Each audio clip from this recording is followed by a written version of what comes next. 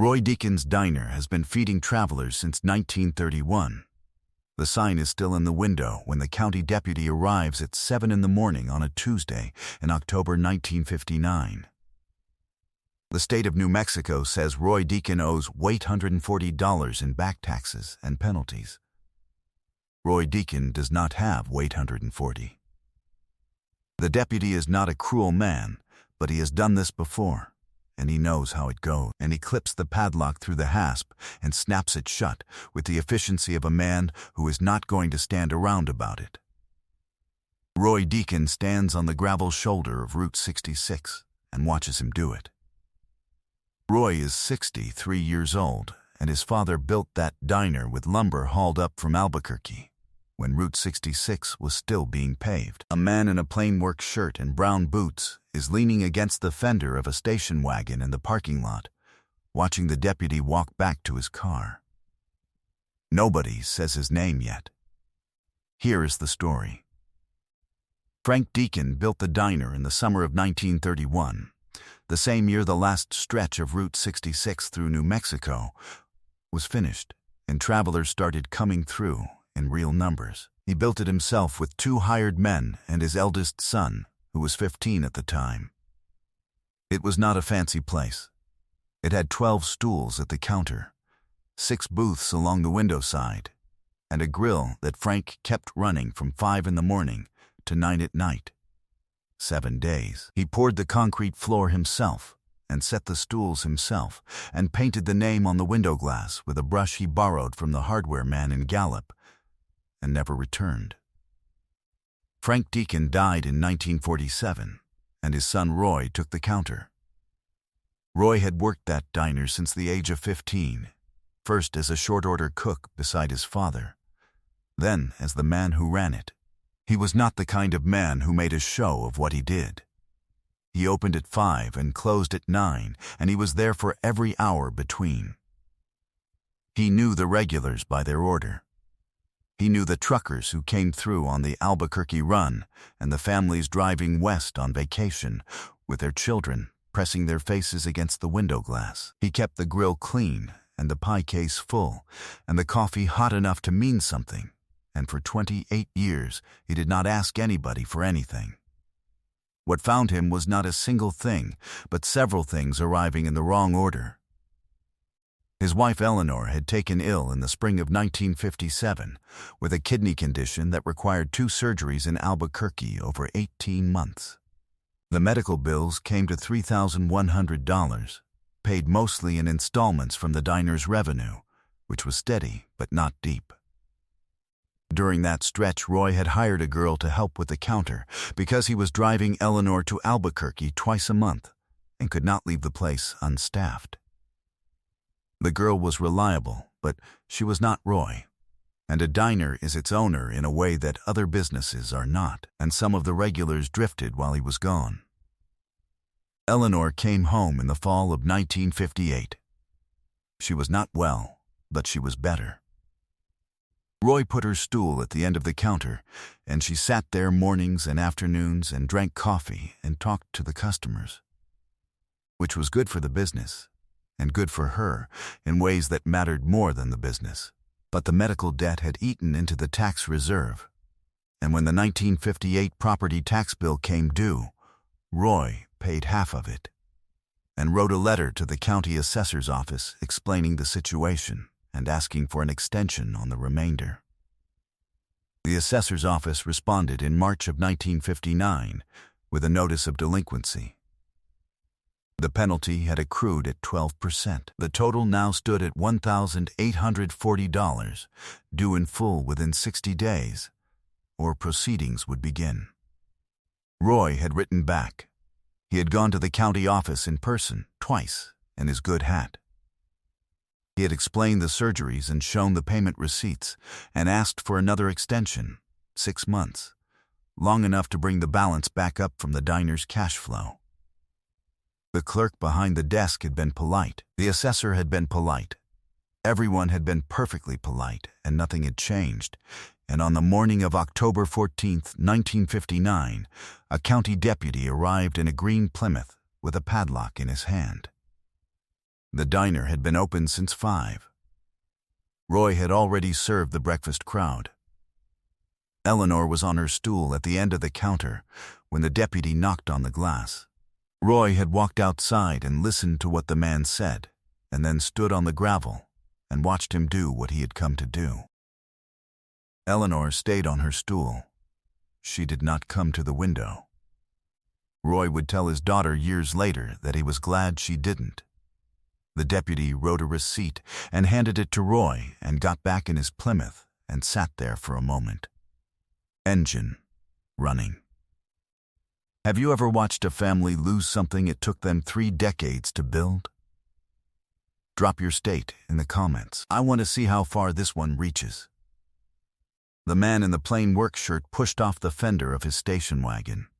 He was large, and he moved slow, and he walked over to where Roy was standing on the gravel with the receipt in his hand and looked at the padlock on the door. "What's the number?" he said. Roy looked at him. He was not a man who recognized actors easily, and besides, he had other things on his mind. "What number?" Roy said. "The amount they want." Roy looked at the receipt. $1,840. The man in the work shirt looked at the door for a moment. Then he looked at Roy. "You serve breakfast?" Roy said he did. "I ate here this morning. Eggs and coffee. Best eggs I've had since a place I used to know in Flagstaff." He paused. "How long has this been a diner?" "Since 1931, Roy said. "My father built it." "How long have you run it?" 28 years. The man said nothing for a moment. He put his hands in his jacket pockets and looked out at the road, where a truck was going by with its load tarp down. "I'm making a picture over in Gallup," he said. "We've got 40 men on the crew, and they're eating out of a catering truck, and I can tell you it is not a good situation." He turned back to Roy. "I'm not looking to do you a kindness. I'm looking to solve a problem I have. If your diner is open, I can put those 40 men at your counter every morning for the next 6 weeks. 40 men, 6 weeks, 3 meals a day." He looked at the padlock. "First, I need the door open." Roy looked at him for a long moment. "That padlock's a county matter. Takes $1,840 to open it." The man nodded like this was a reasonable clarification of a minor obstacle. He walked back to his station wagon and leaned in through the passenger window and came back with a leather satchel. He set it on the hood of the car and opened it. He counted out bills on the hood, not in a dramatic way, the way an accountant counts, keeping track, moving deliberately. He counted to $1,840, and then he counted out another $300 on top of that. He held it out to Roy. Roy looked at the money, and then at the man, and then at the money again. "That's more than $1,840, he said. $300 is an advance against the crew meals, the man said. "So you can buy what you need before we show up tomorrow morning." Roy did not move for a moment. His hands were at his sides. "I can't pay this back fast," Roy said. "I'm not asking you to pay it back. I'm asking you to feed 40 men breakfast for 6 weeks. He held the money out further. "You want the work or not?" Roy Deacon took the money. He walked to the deputy's car, still idling in the lot, and knocked on the window, and the deputy looked at the cash in Roy's hand and at the man standing by the station wagon, and something moved across the deputy's face that he chose not to say out loud, and he got out of the car and went to the diner door and removed the padlock and handed it to Roy like it was something that now belonged to him, which it did. Roy held the padlock in one hand and the remaining money in the other. His mouth opened once and then closed. 6 o'clock tomorrow, the man in the work shirt said. 40 men like eggs, Roy said. "I'll have the grill hot at 5.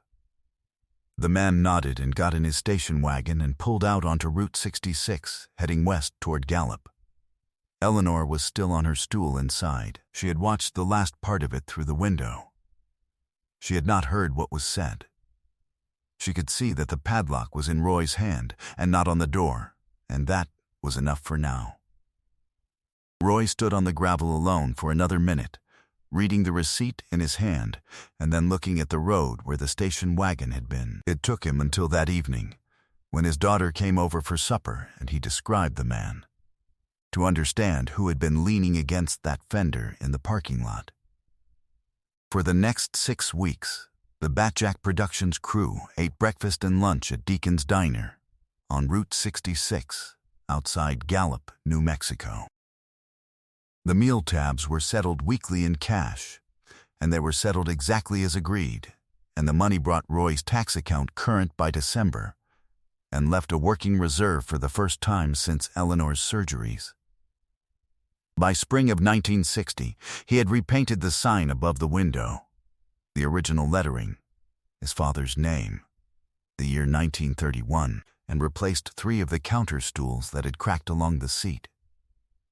He ran the diner for 11 more years, until 1970, when his legs made the standing too difficult to manage, and he handed the counter to his daughter Patsy.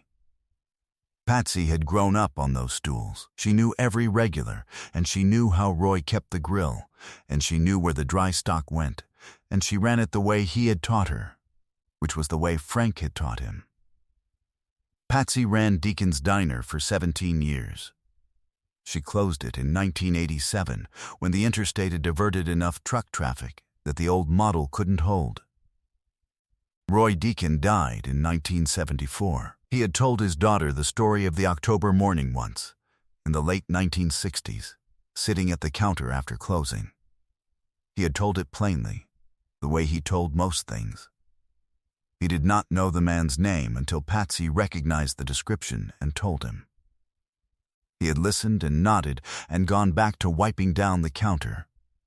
He said he needed someone to feed 40 men. Roy told Patsy. I believed him.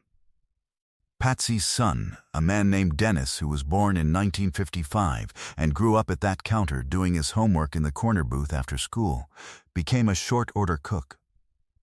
He worked kitchens in Albuquerque and Tucson, and then came back to New Mexico and ran a breakfast counter in Socorro for 22 years.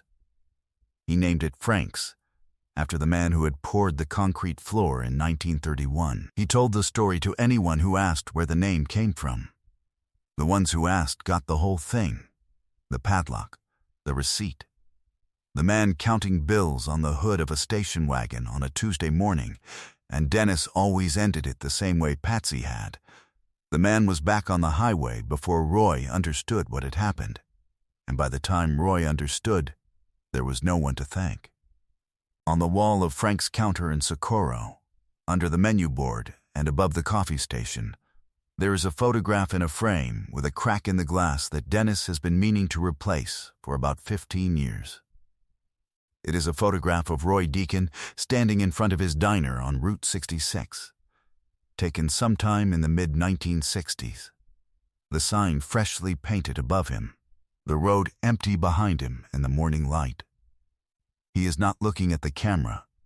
He is looking at the sign. His hands are at his sides, and his good hat is on, and you cannot tell from the photograph what he is thinking, which is the way Roy Deacon would have wanted it. The morning light in that photograph is the kind of light that doesn't wait around for anything. John Wayne never spoke of Roy Deacon or of the October morning on Route 66. Not to his crew in Gallup, not in any interview, not in any letter or document that anyone has ever produced. The money on the hood of the station wagon was not a story he carried. It was a problem he solved before breakfast on a Tuesday, and then he drove west and went to work. There is a particular kind of man who looks at a padlock on a door that shouldn't have one and sees a practical matter to be resolved rather than a spectacle to observe. Not a man building a reputation for generosity. A man who has the money, sees the need, does the arithmetic, and asks when breakfast starts tomorrow. That is not a complicated kind of man. It is just a rare one. If this story found someone who needed to hear it, pass it along. Subscribe if you haven't. There are more of these, and every one of them deserves to be told. And unfortunately, they don't make men like John Wayne anymore.